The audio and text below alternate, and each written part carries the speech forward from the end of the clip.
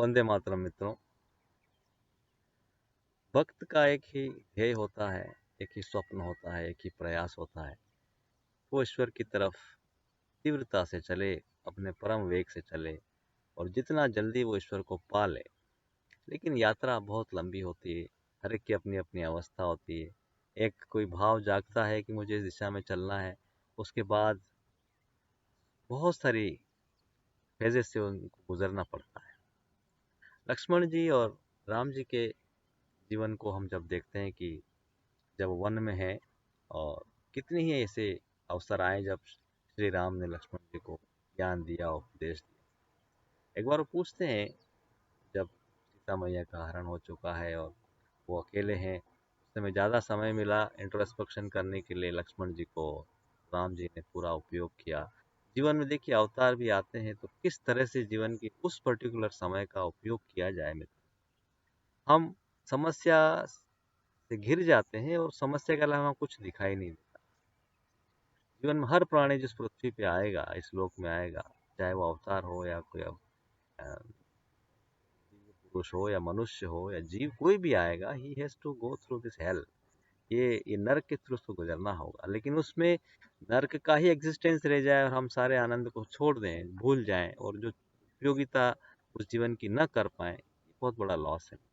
हम श्री राम और लक्ष्मण जी से सीख सकते हैं।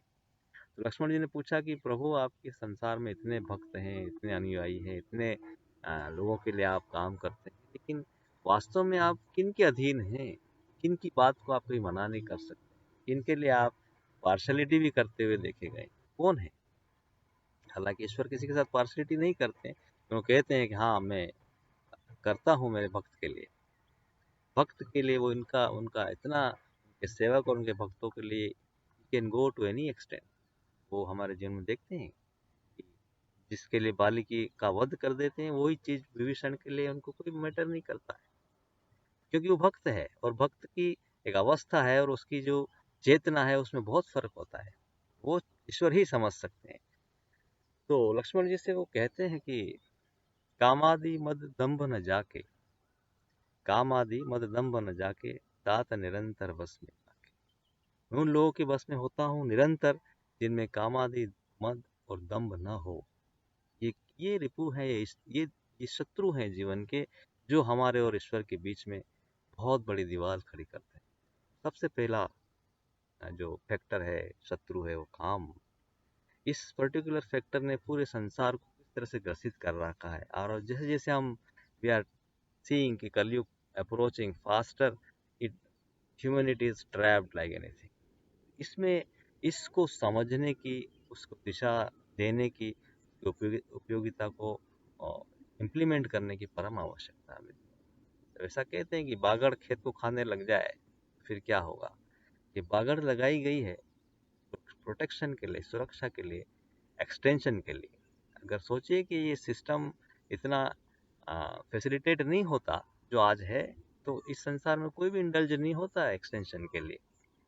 अगर आप कल्पना करें कि जो एक माँ को कष्ट होता है जन्म देने के समय, वो कष्ट अगर इस प्रोसेस में होता तो कौन उसमें इंडल्ज होता? देखिए, इस फैक्टर को समझने की आवश्यकता है कि ईश्वर ने उसको एक एक्सटेंशन के लिए, हमारे ऋषि मुनियों का भी विवाह होता था, वो भी जीवन जीते थे, सिर्फ इतना कि उनका एक्सटेंशन हो, उनकी जनरेशन, कौन कैसे अच्छी आत्माएं संसार में आएंगी। They are waiting for taking birth. Parents नहीं, पेरेंट्स अच्छी चेतना के लोग नहीं, अच्छे लोग है नहीं। कहाँ आके आके क्या करेंगे?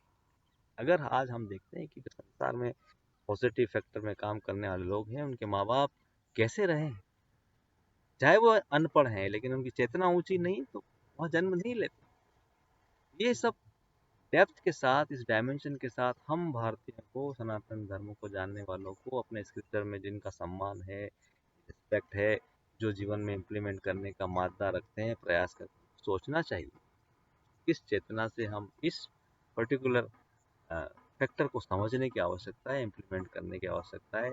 आज पूरा देश इस चीज को इम्प्लीमेंट, बच्चों को समझाओ, सिखाओ।